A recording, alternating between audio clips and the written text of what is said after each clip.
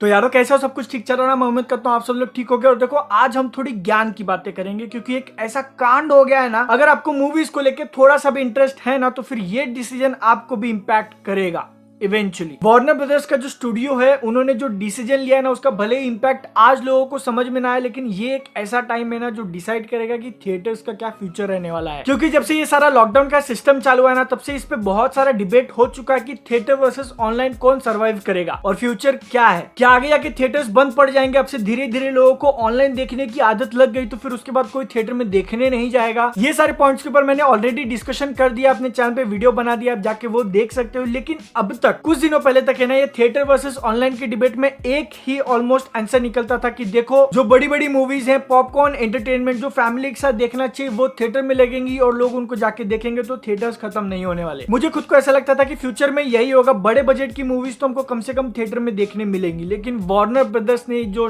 Decision लिया है उसके कारण अगर आपकी पर्सनली ऐसी इच्छा रही ना कि हाँ मुझे थिएटर में जाके मूवी देखनी है, फिर भी पॉसिबल ना हो देखना। जब से ये कोरोना वायरस सब तरफ फैलने लगा ना तब से मूवी इंडस्ट्री के अंदर एक नया ट्रेंड आया है जिसमें प्रोड्यूसर्स अपनी मूवीज को सीधा ऑनलाइन रिलीज कर देते हैं ओटीटी प्लेटफॉर्म्स पे। अब आप लोग ऐसा बोलोगे कि इसमें नया क्या है, क्योंकि कोरोना वायरस से पहले भी मूवीज रिलीज होती थी ऑनलाइन। देखो अगर आपको याद नहीं होगा ना तो फिर एक जमाना था जहां पे मूवीज पहले थिएटर में लगती थी और उसके 1 या 2 महीने बाद हमको ऑनलाइन Amazon प्राइम वीडियो या फिर नेटफ्लिक्स पे देखने मिलता था। उस टाइम पे भी कुछ ऐसी मूवीज थी जो डायरेक्टली हमको ऑनलाइन देखने मिलती थी, लेकिन डिफरेंस ये है ना कि वो मूवीज ओटीटी प्लेटफॉर्म्स खुद प्रोड्यूस करती थी।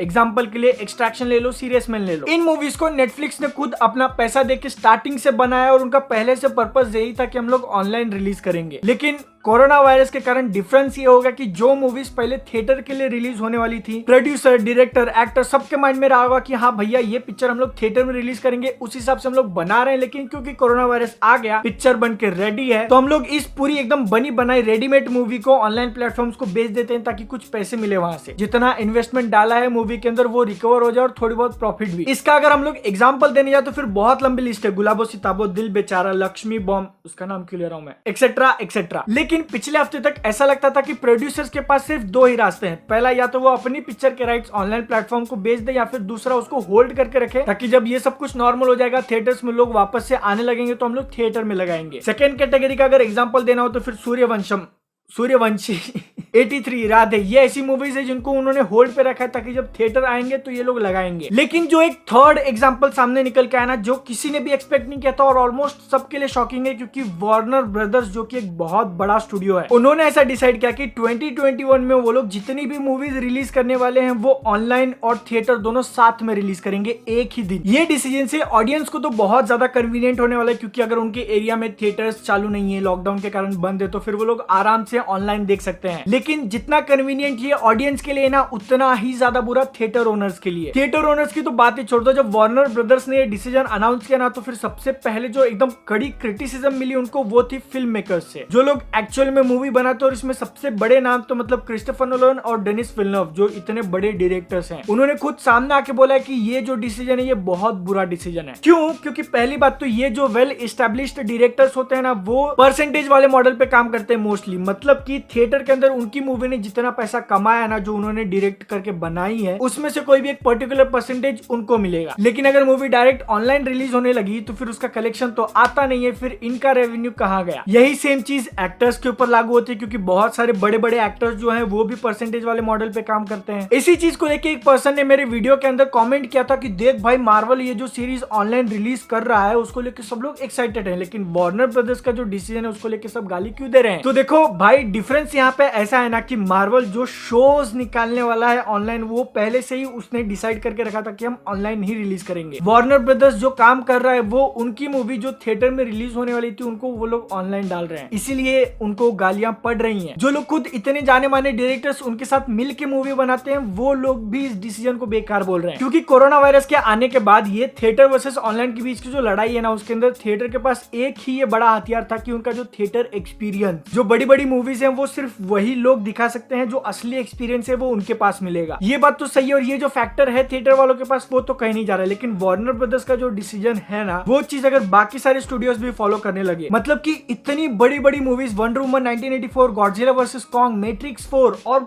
मतलब लिस्ट भरी पड़ी है। जो मूवीज लोग अगर थिएटर में देखेंगे तो ज्यादा एक्सपीरियंस अच्छा मिलेगा उनको, वो मूवीज भी अगर ऑनलाइन सेम डे अवेलेबल होने लगी तो मुझे बताओ आप में से कितने लोग जाओगे थिएटर में देखने के लिए। अगर आप भले ही रेडी हो ना कि हाँ भैया मैं ज्यादा पैसे देके थिएटर के अंदर जाके मूवी देखूंगा, लेकिन आप ही के साथ साथ ऐसे बहुत सारे लोग होंगे जो बोलेंगे थिएटर में क्यों, मतलब कम पैसे देके जब मैं ऑनलाइन देख सकता हूँ तो थिएटर में क्यों जाऊं। लेकिन इसके ऊपर भी एक थर्ड कैटेगरी आएगी जो वो पैसा भी देना नहीं चाहेंगे, क्योंकि अगर वही movie same day online release हो रही है तो फिर उसका पायरेटेड वर्जन भी एकदम अच्छा वाला अवेलेबल हो जाएगा सेम डे। तो जो मूवी एग्जांपल के लिए वंडर वुमन 1984 ले लो, ग्लोबल बॉक्स ऑफिस पे $1 बिलियन कमा सकती थी, ऑनलाइन सेम डे रिलीज होने के कारण कितना रह जाएगा इसका बॉक्स ऑफिस, आधा या आधे से भी कम। और भले ही आपको अभी इस डिसीजन की सीरियसनेस समझ में नहीं आ रही, लेकिन आप इमेजिन करो कि आप एक थिएटर ओनर हो, ठीक है, आपके पास एक थिएटर है। वंडर वुमन जैसी मूवी अगर सिर्फ थिएटर में रिलीज हुई रहती तो फिर समझो आपके यहाँ से कलेक्शन आ रहा था उसके पास 1 करोड़ रुपए का एग्जाम्पल के लिए। लेकिन अगर यही movie same day online release हो रही है तो फिर 1 करोड़ तो आप कमा ही नहीं सकते, उसका आधा, मतलब बेस्ट के सिनेरियो आधा 50 लाख रुपए पकड़ लेते हैं। ऊपर से जो पिछले 10 महीनों से थिएटर बंद पड़े हुए हैं, लोगों की आदत छूट चुकी है पिक्चर देखने की, थिएटर चालू होने के बाद भी लोग आ नहीं रहे देखने के लिए, तो फिर वो लॉस आप कितने टाइम तक बियर करोगे। इस चीज के कारण फ्यूचर में जाके